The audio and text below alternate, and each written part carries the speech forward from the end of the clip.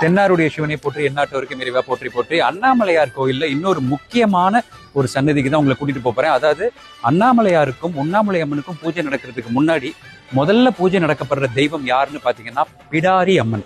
அதாவது நம்ம வாழ்க்கையில என்ன பீடைகள் இருந்தாலும் அந்த பீடைகளை ஒழிக்கிற அம்மன் தான் இந்த பிடாரி அம்மன். ஸோ இந்த பிடாரி அம்மன் சன்னதி பாத்தீங்கன்னா ஜஸ்ட் அண்ணாமலையார் சன்னதிக்கு நேர் எய்த்தாப்புல இந்த பக்கம் திரும்பி இருக்கு. ஏன்னா எல்லாரும் வந்து ஃபர்ஸ்ட் இவங்களை வணங்கிட்டு, அதாவது இவங்களுக்கு என்ன பூஜைகள் நடந்த அப்புறம் தான் கொடியேற்றம் நடந்து அண்ணாமலையாருக்கே பூஜை நடக்குது.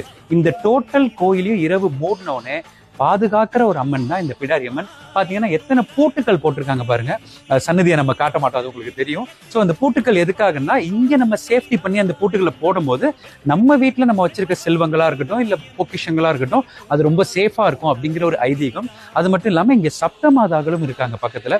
ஸோ இது எல்லாருக்கும் சீஃப் பாத்தீங்கன்னா இந்த பிடாரி அம்மன் தான். ஸோ திருவண்ணாமலை வந்தோம், அண்ணாமலையாரையும் உண்ணாமலை அம்மனையும் பார்த்தோன்னு வேகமா போயிடாம பிடாரி அம்மனையும் சப்த மாதாக்களையும் இங்க சுத்தி இருக்க எல்லா சாமிகளையும் நீங்க வணங்கணும். வணங்கினா எனக்கு ஒரு சந்தோஷம். அண்ணாமலையாரை போற்றி.